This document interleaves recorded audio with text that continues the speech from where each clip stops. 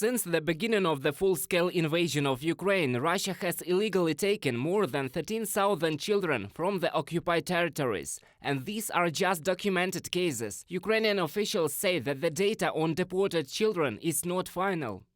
Every day new information appears in the media about the illegal deportation of hundreds of thousands of Ukrainian children to Russia, which is presented there as a noble act and indifference of Russians who accept our children. Every fact of illegal transfer or deportation of children is recorded by the Ombudsman's office and law enforcement agencies. Dmytro Lubinets, Commissioner of the Verkhovna Rada of Ukraine for Human Rights, on Telegram. First of all, the most unprotected, children from the orphanages and those whose parents were killed as a result of Russian aggression are under the threat of deportation. For example, after the deoccupation of the right bank part of the Kherson region, the Ukrainian authorities discovered that not a single child remained in the orphanages in the region. In our city of Kherson, there are no children left in any orphanage. They were all taken out by the invaders. And we do not know the fate of not only these children, the fate of children taken out of educational institutions in our city is also unknown. In order to save children from being taken to Russia, Kherson doctors during the occupation forged their medical records. And this way, they managed to save them from falling into orphanages. We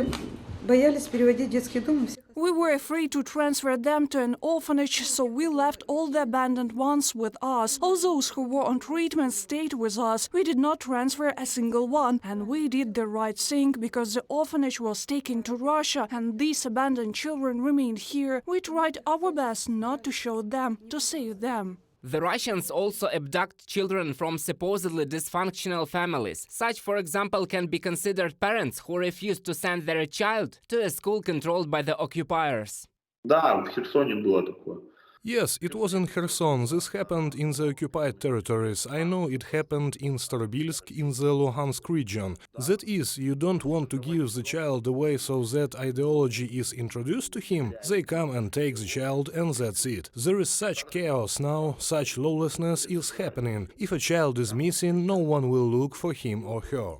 Kidnapped children are transported to the Russian hinterlands. This is how the Kremlin tries to solve its demographic problems in deserted regions, human rights activists say. The deportees are temporarily accommodated in the so-called centers for the promotion of family education. This is there that the de-Ukrainization of the child begins. He is issued Russian citizenship and treated with Kremlin propaganda. Каждый ребенок, которого они вывозят, every child they take out from them is a new citizen of the Russian Federation. Do you understand? And in this way they increase, as they believe, the number of citizens of the Russian Federation, reduce the number of Ukrainians, and compensate for their losses on the front line.